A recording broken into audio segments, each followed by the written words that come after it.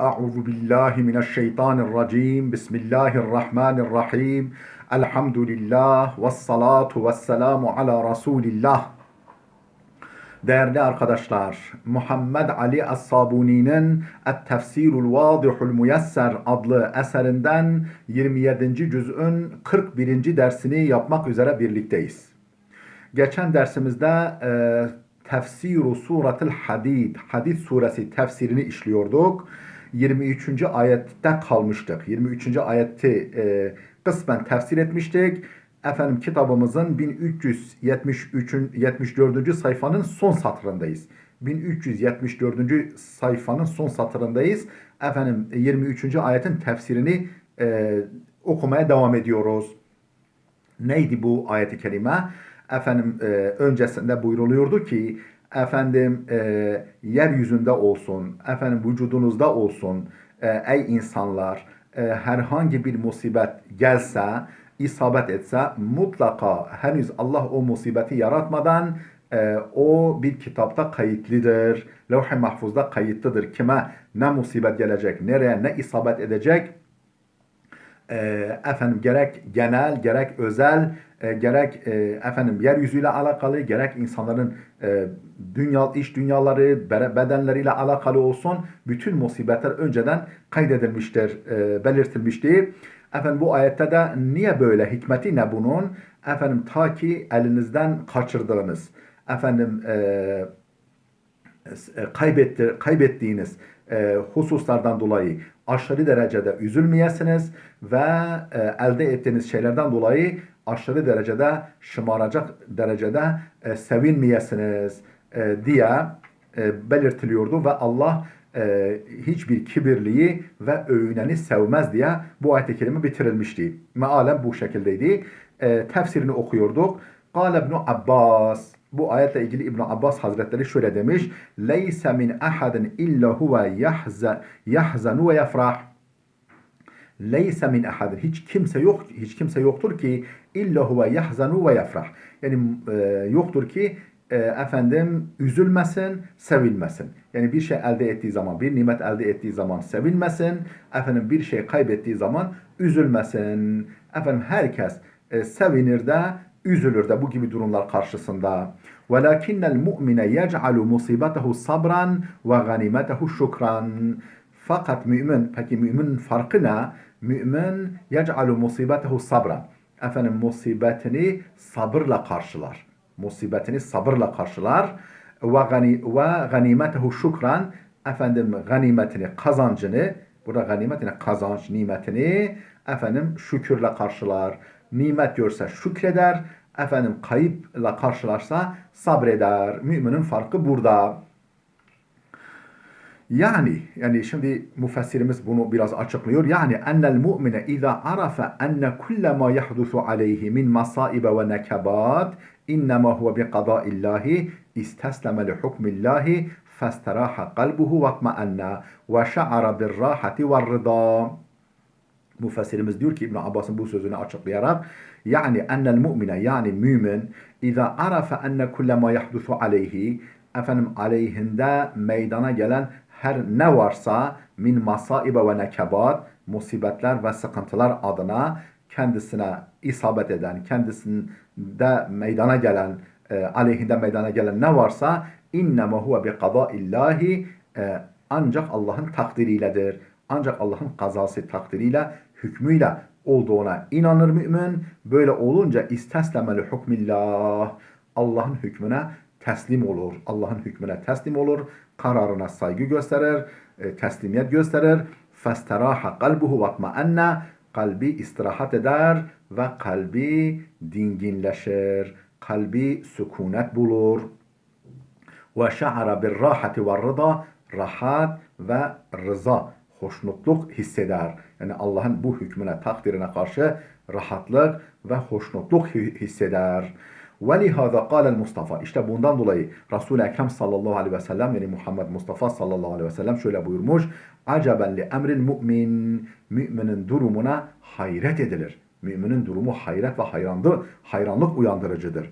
İnne emrahu kullehu lehu hayrun. bütün durumları, ne kadar durumu varsa müminin, geçirdiği ne kadar durum varsa, hal varsa hepsi onun için hayırdır. وَلَيْسَ ذَاكَ لِأَحَدٍ اِلَّا لِلْمُؤْمِنِ Bu müminden başka hiç kimse için söz konusu değil. Bu ancak mümin için söz konusudur. Şimdi peygamber açıklıyor bu sözünü. Buyuruyor ki in asabethu darra'u sabar fekana hayran lehu.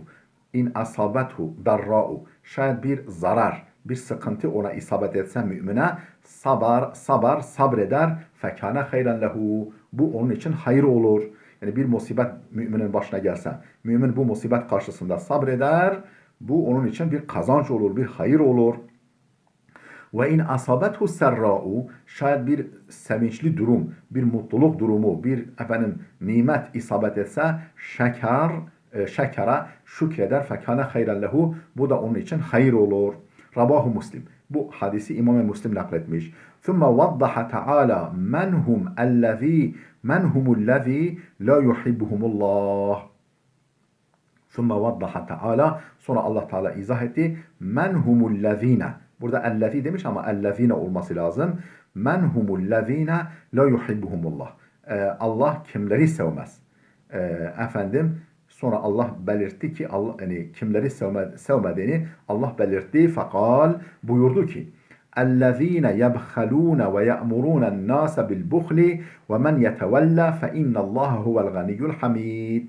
Hani önceki ayetin başında, daha doğrusu bu ayetin sonunda, tefsirini okuduğumuz ayetin sonunda ne demişti?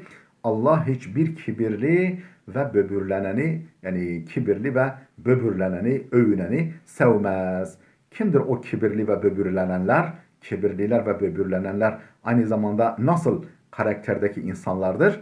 Ellezine öyle kimselerdir ki yebhalune pintilik ederler, cimrilik ederler, hasislik ederler, hayırsızlık ederler ve ye'murûnen nâse bil buhli ve insanları da buna teşvik ederler.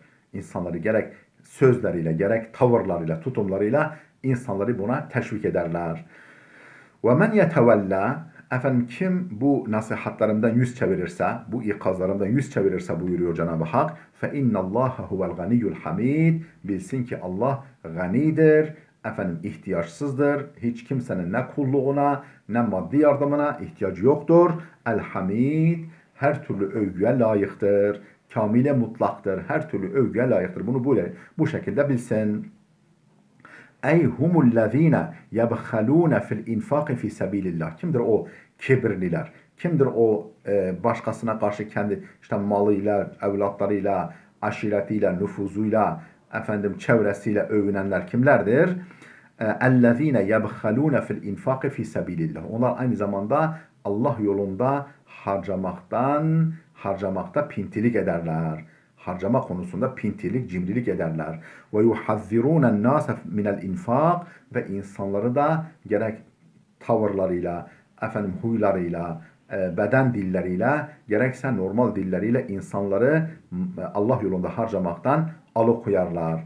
Ve hâze akbahul avsafi. Bu niteliklerin en çirkinidir. Yani hayırsızlık, pintilik, cimrilik, bir de üstelik kendisi bunu yapıyor, yetmiyormuş gibi başkasını da buna teşvik etmek, bu ve hâze akbahul avsafi vasıfların, niteliklerin en çirkinidir. La yef'alul hayra ve yemna'u gayrehu min fe'lihi. Hem kendisi hayır yapmaz, hem kendisi hayırlı işler yapmaz.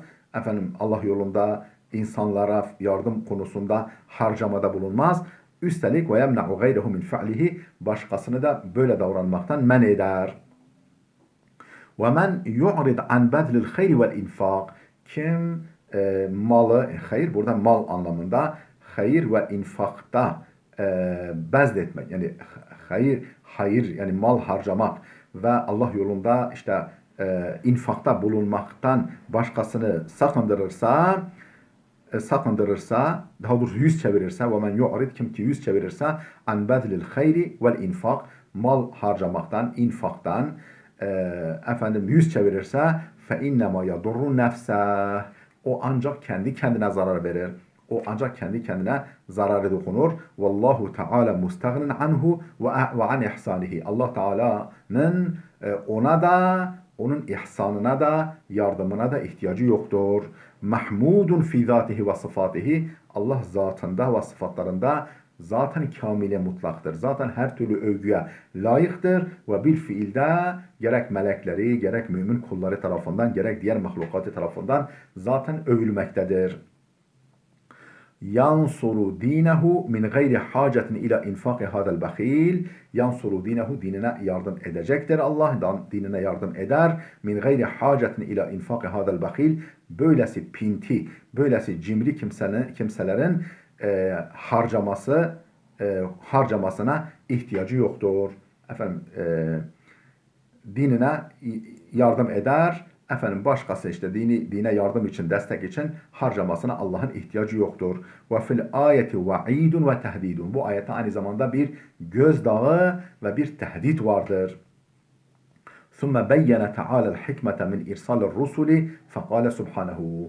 Hemen bu ayetin ardından Allah Teala peygamberleri göndermesindeki hikmeti beyan etmeye geçti. Bu ayetten sonra neye sözü getirdi?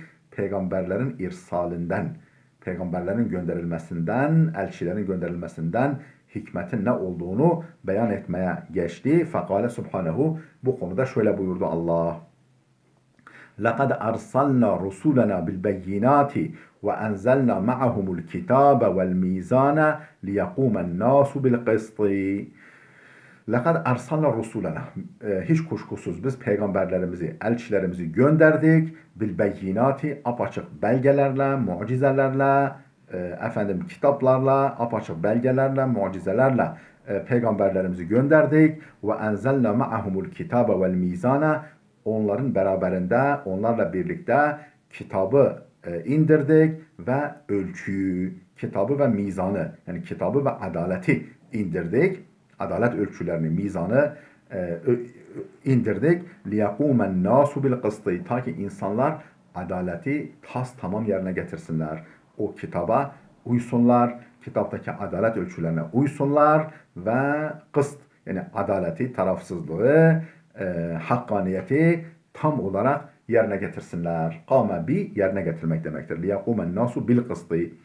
Ey vallahi لَقَدْ أَرْسَلْنَا الرُّسُلَ إِلَى الْأُمَمِ. Vallahi, yani burada lam kasemdir. Laqad derken oradaki lam kasemdir. Yani vallahi laqad arsalna rusule ilel umami. Biz elçileri, peygamberleri değişik milletlere, ümmetin çoğuludur, milletler demek. Değişik kavimlere, milletlere peygamber gönderdik. Bil huceci vel mu'cizatil beyinat. Hüccetlerle, delillerle, argümanlarla ve apaçık mucizelerle gönderdik. Ve enzelna ma'ar rusuli el kutubel ilahiyetes semaviyete. Ve o peygamberler, elçilerle beraber indirdik. El kutubel ilahiyetes semaviyete. İlahi ve semavi kitapları indirdik onlarla beraber. Li hidayetil beşeriyye. Niçin yaptık bunu? Beşeriyete güzellikle yol göstersinler diye. Beşeriyetin hidayeti için. Ve emarna bil mizani eyl adli fil muamelat. Ve emarna ve emrettik bil mizani eyl adli. Yani biz mizanı emrettik. Mizandan maksat adalettir. Hani biliyorsun adaletin sembolü terazi ya.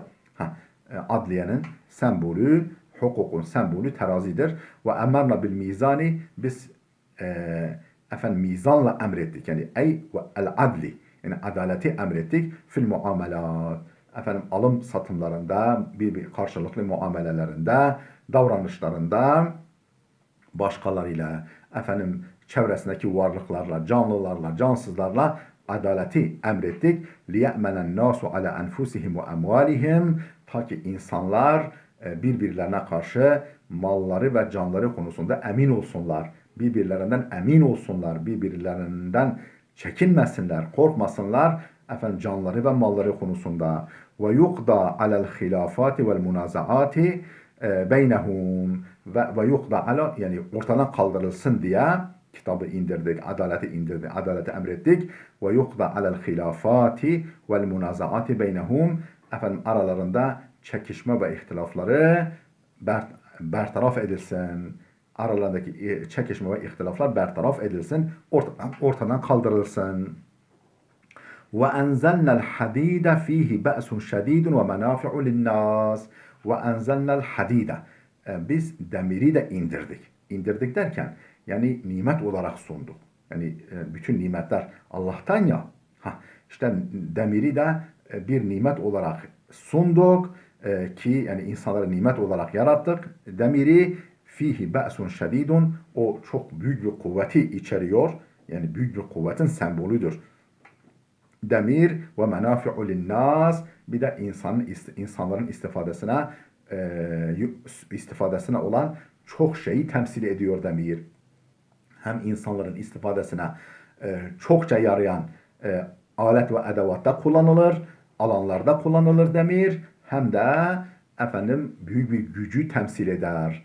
Yani silahlar, bütün silahlar, konvansiyonel silahlar olsun, kıtadan kıtaya füzeler olsun, uzun menzilli, neyse işte bütün silahlar, askeri sanayi, normal sanayinin temelinde hepsinde demir var. Tabi burada demir derken sadece bizim bildiğimiz demir değil, çelik de buna dahildir, kurşun da buna dahildir, çinko da buna dahildir, nikel de buna dahildir, çelik de buna dahildir.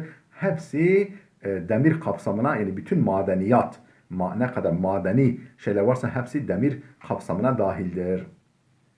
Çünkü hepsi hadid keskinleştirilen şey demektir. Yani bu anlamda altında, bakırda, gümüşte hepsi buna dahil. Biz bunları gönderdik. Hem büyük bir gücü temsil ediyorlar, hem de aynı zamanda insanlar için çok büyük bir istifadeye vesiledirler. Ey, şimdi tefsirini okuyoruz.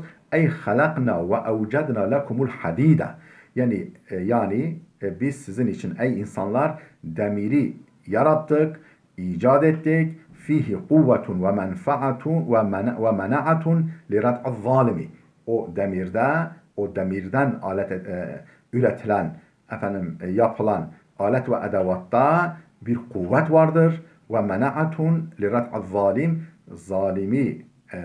Zalimi engellemek için, zalimi zulmünden engellemek için, alıkoymak için bir güç vardır o demirde.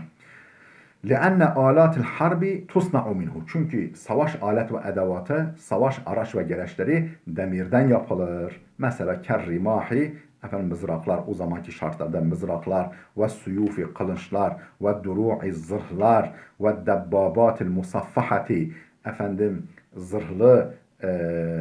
zırhlı tanklar, musaffaha, zırhlı tanklar, ve gayri zalika minel alatil harbiye, ve bunlar gibi savaş alet ve edevatları, araç gereçleri hepsi demirden yapılır. Madenidir gene hepsi. Kema enne fihi menafi'a kethireten lil ibad. Öte yandan demirde insanlar için, kullar için çok büyük faydalar, menfaatler vardır. Mesela ne gibi faydalı aletler üretilir? Kessikkin, mesela bıçak oradan yapılır. Vel fe'si, balta. Vel kaddumi,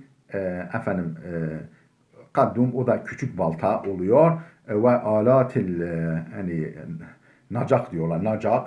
Ve alatil hirasa, çiftçilik araç gereçleri, pulluktur, ondan sonra vesaire,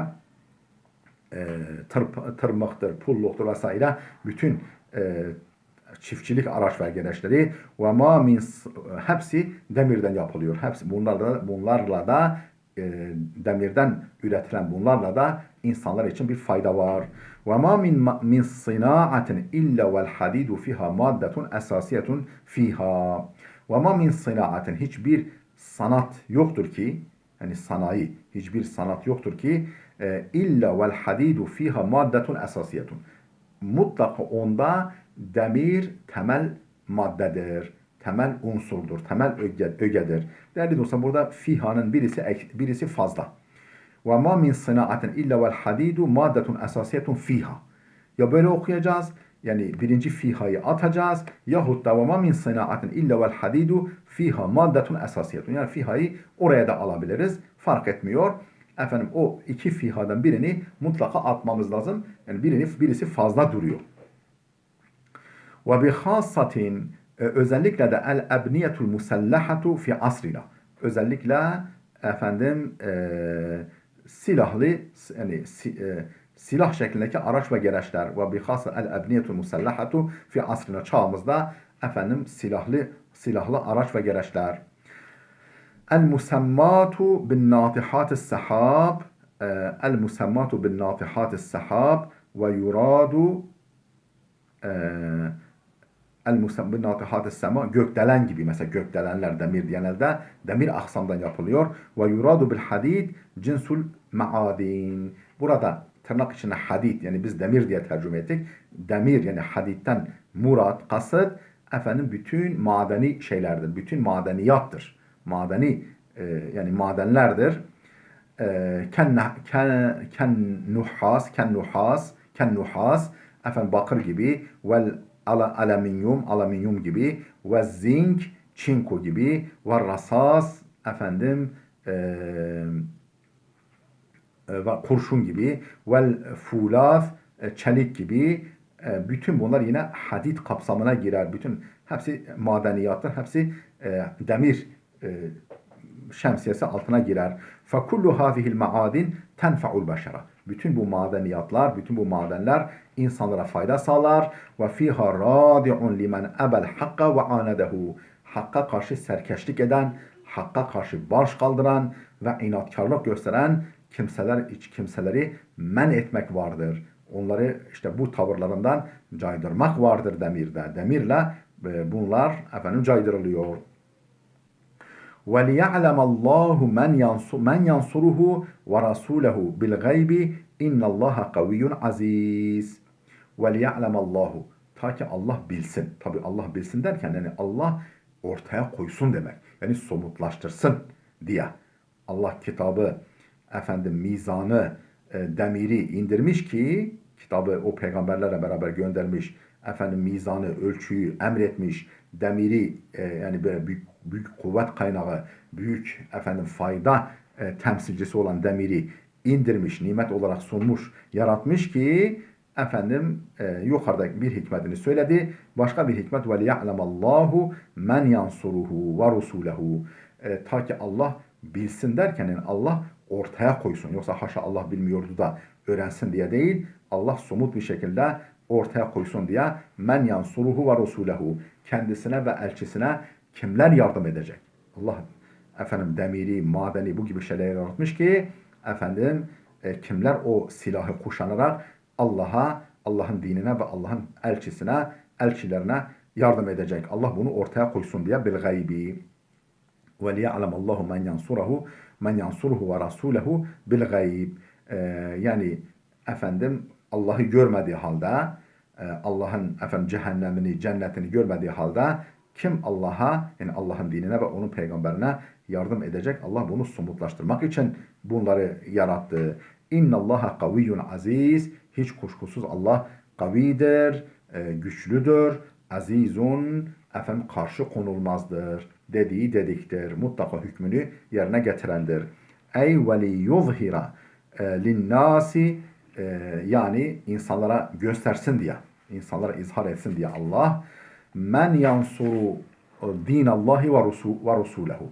Efendim Allah'ın dinine ve Allah'ın elçilerine kim yardım eder?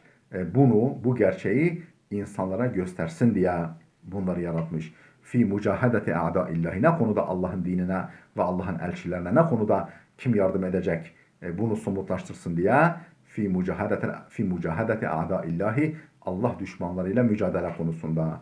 Vallahu Teala kaviyyun ala ihlakil kefaratil fecerati. Allah hiç kuşkusuz efendim kafir ve facirlerin, yani kafirlerin ve günahkarların helak edilmesine gücü yeter. Bu konuda kavidir, gücü yeter. Azizun, azizdir. Yani la yahtacu ila nusrati ahadin. Gerçekten hiç kimsenin yardımına ihtiyacı yoktur. Ve innema emarahum bil cihad. Peki o zaman Allah'ın dini konusunda, dinine yardım konusunda kimsenin yardımına ihtiyacı olmadığına göre neden o zaman cihadı emretmiş? Allah yolunda mücadeleyi emretmiş. Ve innema emarahum bil cihad. Allah'ın insanlara cihadı emretmesi liyestevcibul ecra ve sevab. Ecir ve sevap kazansınlar diye. İnsanlar ecir ve sevap, mükafat ve sevap kazansınlar diye. Efendim Değerli dostlar, burada dursun. Videomuz oldukça uzadı. İnşallah gelecek dersimizde bu Sure-i Celile'yi bitireceğiz. Bu surenin bitmesiyle de 27. cüzümüzde bitmiş olacak. 26. cüze geçeceğiz. Allah'a çok şükür hızla ilerliyoruz. Bu dua edelim de bu tefsir-i celili, bu mübarek tefsiri baştan sona okuyalım. Allah'a emanet olun.